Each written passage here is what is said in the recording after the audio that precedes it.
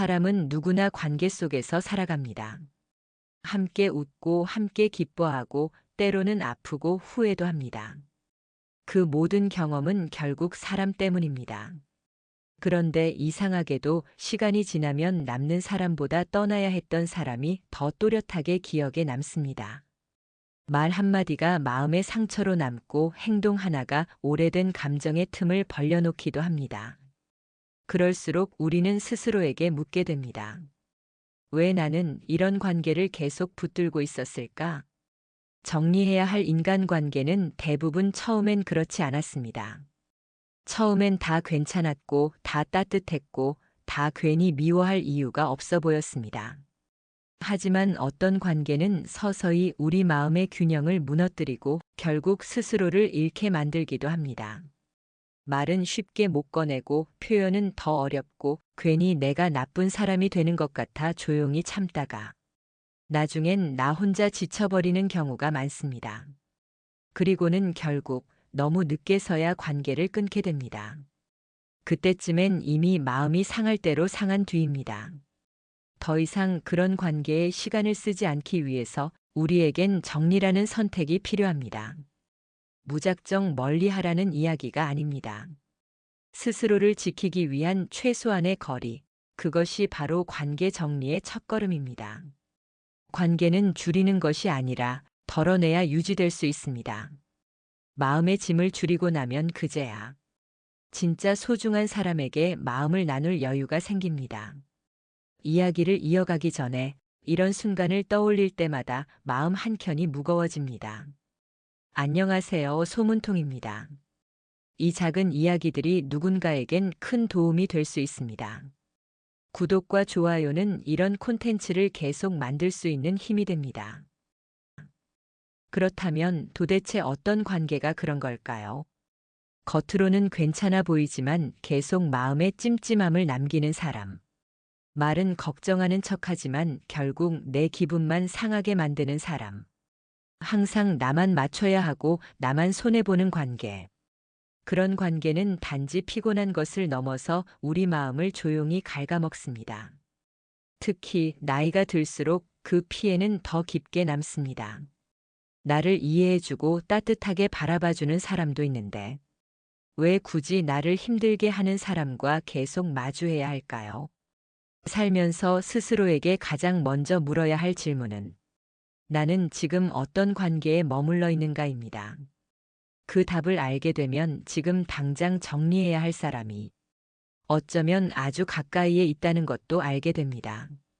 가장 먼저 떠올려야 할 유형은 늘 당신을 피곤하게 만드는 사람입니다. 이들은 함께 있는 것만으로도 기운이 빠지게 만듭니다. 어떤 말을 해도 늘 부정적으로 받아들이고 남의 기쁨에는 시큰둥하고 자신의 불만은 거리낌 없이 털어놓습니다. 처음엔 그래 힘들 수도 있지라며 들어줍니다.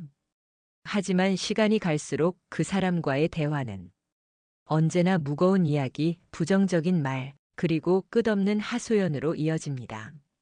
마치 정해진 대본처럼 반복되는 이야기들 속에서 내 감정은 점점 소모되어 갑니다. 이런 사람의 특징은 한 가지입니다. 항상 본인 중심으로만 관계를 유지하려 한다는 점입니다.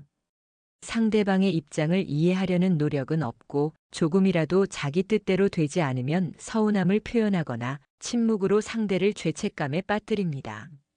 함께 있어도 위로는커녕 괜히 내가 미안한 사람이 된 듯한 기분. 그 감정이 반복된다면 이미 그 관계는 한쪽으로 기울어져 있는 것입니다. 다음은 말로 상처 주는 사람입니다. 이들은 겉으로는 다정하고 친근한 말투를 사용하지만 그 안에는 날카로운 뾰족함이 숨어 있습니다. 내가 너 생각해서 하는 말인데 그 나이에 그 정도면 괜찮지 뭐, 원래 너 그런 성격이잖아, 이해해야지. 이런 말들은 언뜻 조언 같지만 사실은 평가이고 판단이며 때론 조롱에 가깝습니다. 듣는 사람의 입장에선 아무 말도 못하고 그저 웃으며 넘겨야 하는 말들이지만 마음엔 오래도록 남아 상처가 됩니다.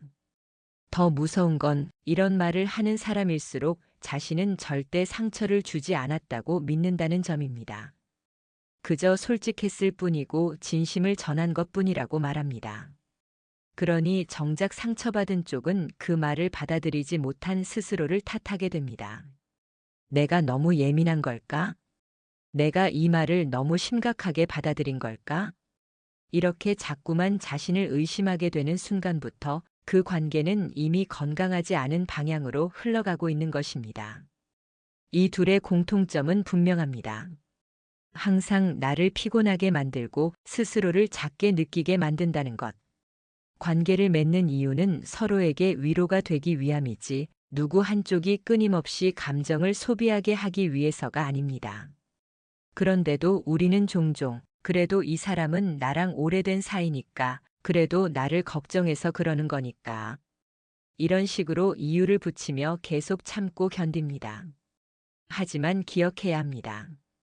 오래됐다는 이유만으로, 가까웠다는 이유만으로 그 관계를 계속 유지해야 할 의무는 없습니다.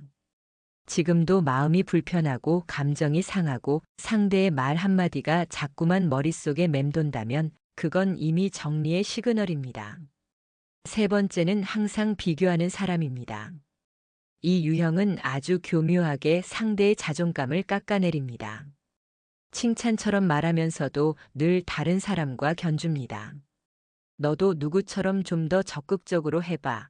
그 집 딸은 벌써 자식도 낳고 잘 산다더라. 내가 좀 더 부지런했으면 지금쯤 어땠을까? 이런 말들은 말하는 사람은 별뜻 없이 한 이야기라고 넘기지만 들어야 하는 사람은 점점 숨이 막혀옵니다. 비교는 동기부여가 아니라 마음을 갉아먹는 독이 될 수 있습니다. 특히 가까운 사람일수록 그 비교는 관심이라는 이름으로 포장되어 다가옵니다. 하지만 상대를 있는 그대로 인정하지 않는 말은 결국 너는 지금 부족하다는 메시지를 주는 것과 같습니다. 그 말을 들은 사람은 점점 자신을 의심하게 되고 자신의 삶을 부정하게 되며 나중엔 아무 말도 꺼내지 않게 됩니다. 왜냐하면 무슨 말을 해도 결국 또 누군가와 비교당할 테니까요. 비교하는 사람의 곁에 오래 머물다 보면 자신도 모르게 삶의 방향이 흐트러지게 됩니다. 나만의 속도를 잃고 남의 기준에 자꾸 맞추려 하게 됩니다. 무엇보다도 비교하는 사람 곁에서는 기쁨을 온전히 누릴 수 없습니다. 좋은 일이 있어도 진심 어린 축하를 듣지 못하고 결국 그래봤자 뭐하는 반응에 마음이 시들어버립니다. 네 번째 유형은 선 넘는 농담을 일삼는 사람입니다.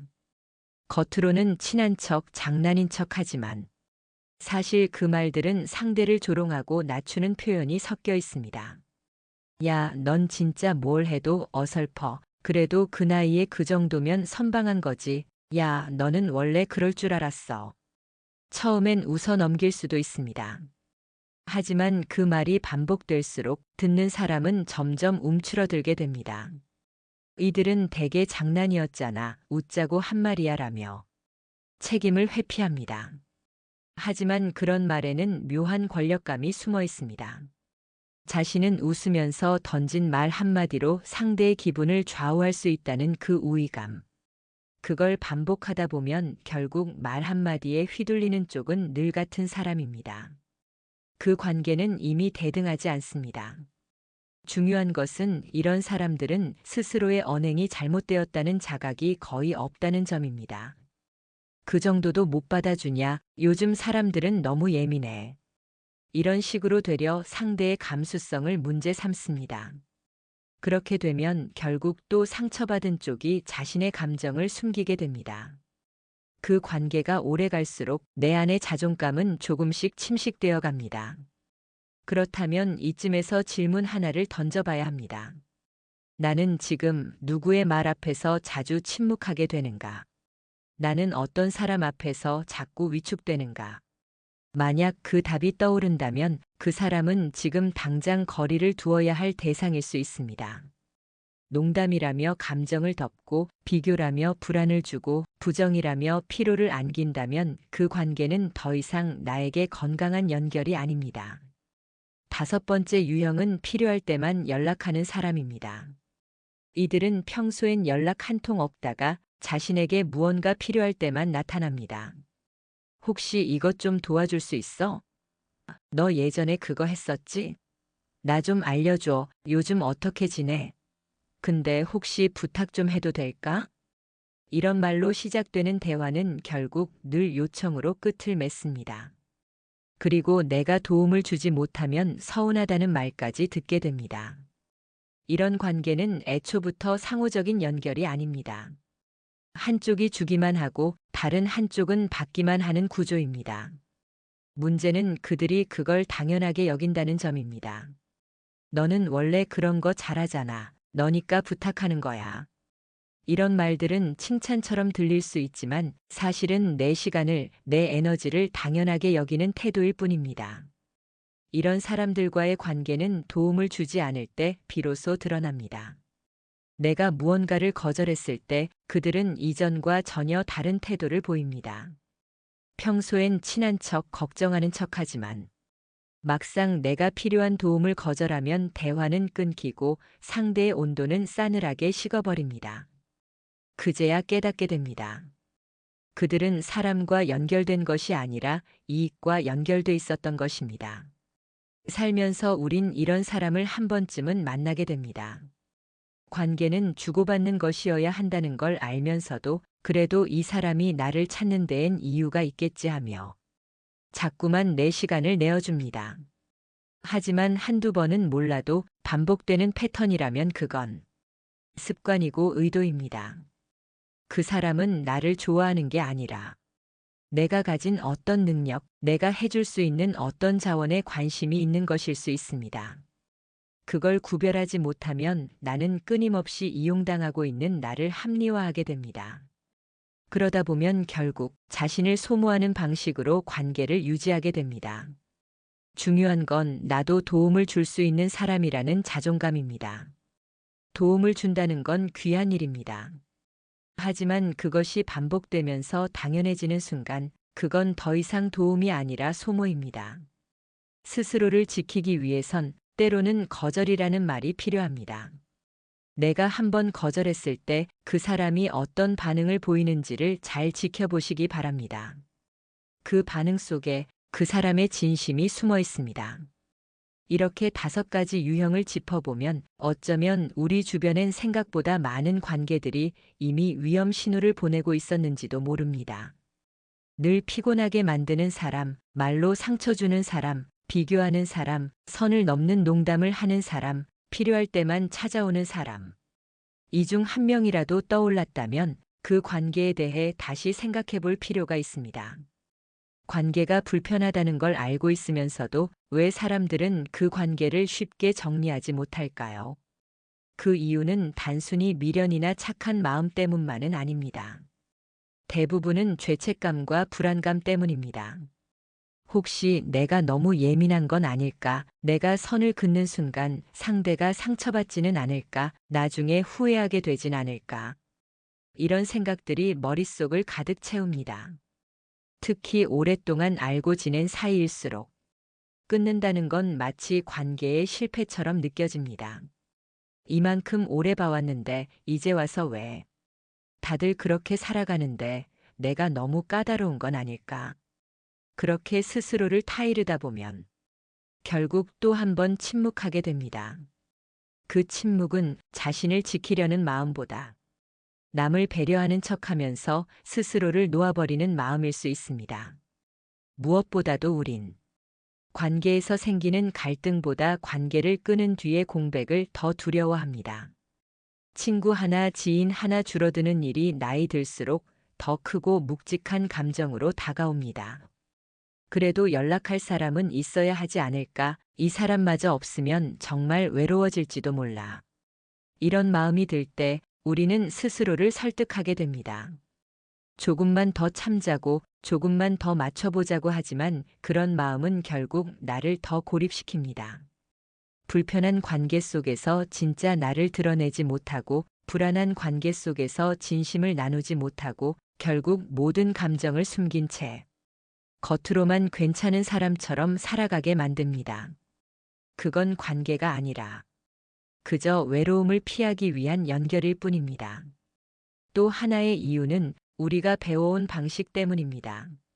어릴 때부터 우리는 참는 것이 미덕이다. 좋은 사람은 다 받아준다는 말을 들으며 자라왔습니다.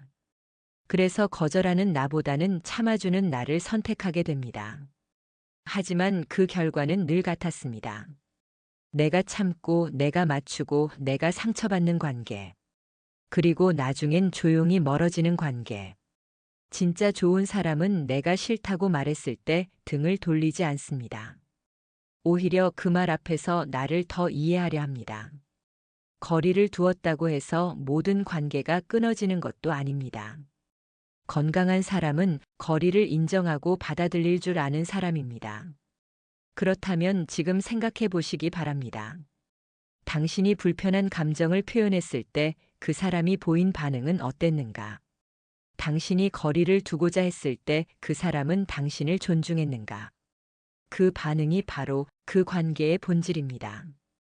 그 본질을 외면하지 말고 조용히 들여다볼 수 있어야 합니다. 관계를 정리한다는 건 갑자기 등을 돌리거나 소리치며 끊어내는 것이 아닙니다. 진짜 정리는 오히려 조용하고 단호한 거리두기에서 시작됩니다. 말을 세게 하지 않아도, 상대에게 책임을 돌리지 않아도 그저 나의 감정을 명확히 인식하고 내가 할 수 있는 만큼의 선을 그어주는 것. 그게 관계를 지키는 동시에 나를 지키는 방법입니다. 많은 사람들이 정리를 망설이는 이유는 이 말을 어떻게 꺼내야 할지 모르기 때문입니다. 그래서 차라리 아무 말도 하지 않고 그냥 천천히 멀어지려 합니다. 하지만 그렇게 애매하게 거리를 둘수록 상대는 오히려 더 당황하거나 왜 그러냐고 따지게 되기도 합니다. 그럴 땐 짧고 단정하게 내 감정을 설명하는 문장이 필요합니다. 예를 들어, 나는 내가 자주 나를 비교할 때마다 마음이 무거워져. 그 말이 나에겐 상처가 돼서 요즘 연락이 좀 어려워. 이처럼 상대가 아닌 나의 감정에 초점을 둔 표현은 상대를 탓하지 않으면서도 내 경계를 분명히 보여주는 방식입니다. 이런 말을 꺼내는 게 쉽지는 않습니다. 하지만 한번 그 선을 분명히 하면 상대의 태도도 분명해집니다. 정말 나를 생각하는 사람이라면 그 감정을 존중할 것이고, 그렇지 않은 사람이라면 당연하다는 듯 서운함을 표현하거나 오히려 나를 문제 삼을 것입니다. 그 반응은 그 사람의 진심이 드러나는 순간이며, 그 반응을 받아들이는 것이 바로 정리의 시작입니다. 거리두기라는 말은 단절이 아니라 배려입니다. 내가 지치지 않기 위한 배려, 상대도 억지로 누군가의 기대에 부응하지 않게 하기 위한 배려. 한번 마음이 멀어진 관계는 예전처럼 돌아가지 않습니다. 하지만 서로를 다치게 하지 않기 위해선 그만큼의 거리가 필요합니다. 가깝다고 좋은 것도 아니고 멀어졌다고 나쁜 것도 아닙니다. 관계는 물리적 거리보다 감정의 온도가 더 중요합니다. 그리고 한 가지 더 기억해야 할 건, 거리를 둔다고 해서 상대에게 그 이유를 자세히 설명해야 할 의무는 없다는 점입니다. 설명이 부담스럽다면 그저 요즘은 좀 혼자 있고 싶다. 개인적으로 정리할 게 많아서 당분간 연락을 줄이겠다. 이런 말로도 충분합니다. 그런 말조차 이해하지 못하는 사람이라면 더는 설명을 해도 바뀌지 않습니다. 정리의 순간은 내가 변했기 때문이 아닙니다. 오히려 너무 오랫동안 참고 있었기 때문에 이제서야 표현하는 것뿐입니다. 그 표현은 나를 위한 선택이고 나를 돌보는 연습입니다. 관계를 끊는 게 아니라 나를 다시 관계의 중심에 세우는 일입니다. 관계를 정리하고 나면 처음엔 해방감이 찾아옵니다. 더 이상 눈치를 보지 않아도 되고 마음이 불편한 대화를 이어가지 않아도 됩니다. 하지만 시간이 조금만 지나면 그 뒤를 따라오는 감정이 있습니다. 바로 허전함입니다. 늘 익숙하게 주고받던 연락, 자주 오가던 말투, 같이 했던 사소한 장면들이 문득 떠오르며 마음을 흔듭니다. 심지어는 그 관계에서 분명히 상처받았음에도 불구하고 그땐 그래도 웃었던 순간도 있었는데 라는 생각이 기억을 자꾸 포장하기도 합니다. 이럴 때 사람들은 혼란스러워집니다. 내가 괜히 끄는 건 아닐까? 다시 연락해볼까? 그냥 좀 더 참을 걸 그랬나? 이런 생각이 마음을 맴돕니다. 하지만 그건 관계 자체가 그리운 것이 아니라 익숙함과의 작별이 주는 흔들림일 가능성이 큽니다. 모든 감정은 정리 후에 비로소 본 모습을 드러냅니다. 참고 있던 감정은 묵직하게 가라앉고 놓아버린 감정은 새로운 질문을 던져옵니다. 그리고 그 질문은 이제 나는 어떤 관계를 원하고 있는가로 이어집니다. 그 답을 찾기 전까지는 아무리 많은 사람들과 연결되어 있어도 속은 공허하기 마련입니다. 관계를 정리했다면 그 다음 해야 할 일은 마음을 정리하는 시간을 가지는 것입니다. 새로운 관계를 찾기보다 당장의 공백을 채우려 하기보다 혼자 있는 시간을 견디는 법을 익혀야 합니다. 그 시간이 길수록 앞으로 어떤 사람을 곁에 두고 싶은지, 어떤 감정을 지키고 싶은지 조금씩 또렷해집니다. 또 하나 주의해야 할 감정은 죄책감입니다. 관계를 정리한 뒤 상대가 서운해했을 때, 누군가가 나를 이기적이라 했을 때 내가 너무 자기중심적으로 굴었나? 하는 생각이 들 수 있습니다. 하지만 감정은 정당성보다 진실성이 더 중요합니다. 누가 옳고 그르냐보다 내가 그 관계 속에서 어떤 감정을 느꼈느냐가 정리의 이유가 됩니다. 죄책감이 들수록 다시 그 사람에게 연락하고 싶은 충동이 생길 수 있습니다. 하지만 그건 마음의 불편함을 잠시 덮는 것일 뿐, 문제를 해결하는 길은 아닙니다. 정리를 결심한 그 순간의 감정이 가장 진심에 가까웠다는 걸 기억하시기 바랍니다. 시간이 지나면 정리한 사람보다 정리한 나 자신이 더 또렷이 보입니다. 그때 왜 그런 결정을 했는지, 그 선택이 나를 얼마나 편안하게 만들었는지, 그 모든 걸 말해주는 건 결국 지나온 시간입니다. 혼자 있는 시간을 버티는 것이 아니라 채우는 시간으로 바꾸시기 바랍니다. 그 속에서 나를 더 잘 알게 되고 앞으로 어떤 관계를 맺을지 더 분명해질 수 있습니다. 정리 후에 공백을 지나고 나면 다시 누군가를 만나야 할 순간이 찾아옵니다.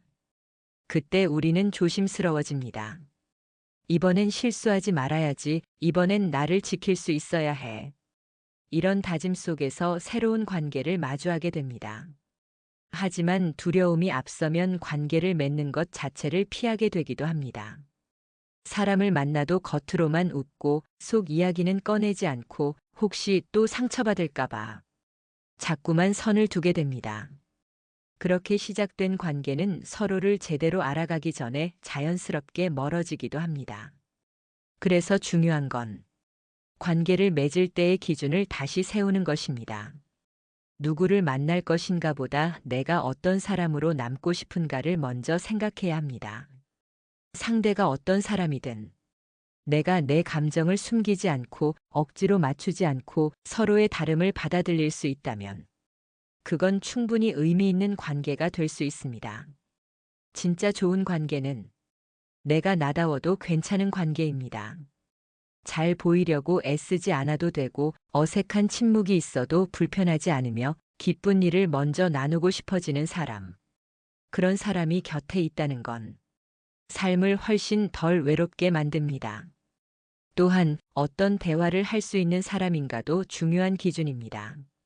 늘 남 얘기만 하고 세상에 대한 불평만 하고 상대에겐 질문 없이 자기 얘기만 늘어놓는 사람과는 관계가 깊어질 수 없습니다.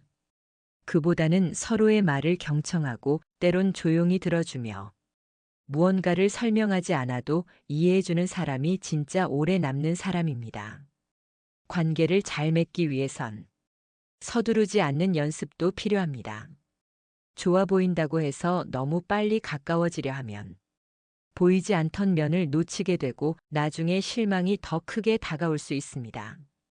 차라리 조금 느리더라도 천천히 다가가며 서로의 다름을 알아가는 시간 속에서 관계는 더 단단해집니다.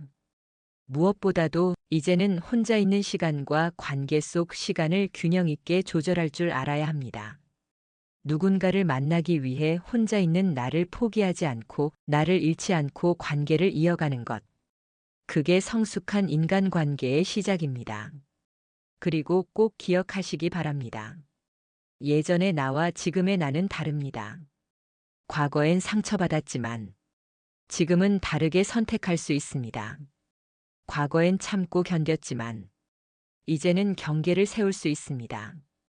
그 변화는 새로운 관계를 더 건강하게 만들 수 있는 가장 큰 자산입니다. 정리할 관계를 구별하는 것도 중요하지만 그보다 더 중요한 건 지켜야 할 관계를 놓치지 않는 것입니다. 관계를 끊는 일은 결심으로 되지만 관계를 지키는 일은 꾸준함이 필요합니다. 그리고 나이가 들수록 곁에 있는 사람의 소중함은 더 깊게 다가옵니다. 그렇다면 어떤 관계가 끝까지 곁에 있어야 할 관계일까요? 첫 번째는 말하지 않아도 편안한 사람입니다. 함께 있어도 굳이 뭘 설명하지 않아도 되고 침묵이 불편하지 않으며 있는 그대로의 나를 받아주는 사람. 그런 사람은 인생 후반의 고요함 속에서 더 큰 힘이 되어줍니다. 두 번째는 나의 기쁨을 진심으로 기뻐해주는 사람입니다. 잘된 일이 있을 때 함께 웃어주는 사람이 있는 건 생각보다 흔치 않은 일입니다. 많은 사람들은 타인의 성공 앞에서 축하보다 비교를 떠올리고 질투를 숨긴 말로 기쁨을 깎아내립니다. 하지만 진심으로 박수 쳐주는 사람은 마음을 나눌 수 있는 사람입니다. 세 번째는 내가 힘들 때 곁을 지켜준 사람입니다. 말없이 곁을 내주고 지적보다 위로를 먼저 건네며 내가 바닥일 때도 나를 존중해준 사람.